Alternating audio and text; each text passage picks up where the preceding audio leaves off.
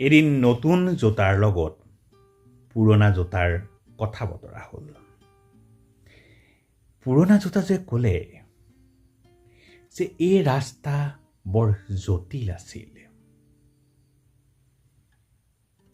কিমান যে ধূলি বালি আৰু বোকাৰ মাজেদি মই সেই ৰাস্তা অতিক্ৰম কৰি গৰাকীক সুখী কৰিছিলোঁ।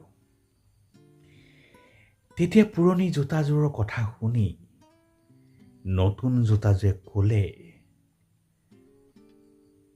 আপুনি যে সেই ৰাস্তা অতিক্ৰম কৰি আহিল, আপুনি যে সেই কষ্ট স্বীকাৰ কৰিলে, তাৰ বাবে আজি মই গৰাকীৰ ওচৰলৈ অহাৰ সুযোগ পালোঁ। গতিকে কথাটো কি হৈছে, নতুন প্ৰজন্মই যিমানেই সফল নহওক কিয়, যিমানেই উচ্চ শিখৰলৈ অতিক্ৰম নকৰক কিয়, প্ৰবীণৰ কথাটো, তেওঁলোকে কাটি যোৱা ৰাস্তাটো পাহৰি গ'লে কিন্তু নহ'ব। ধন্যবাদ।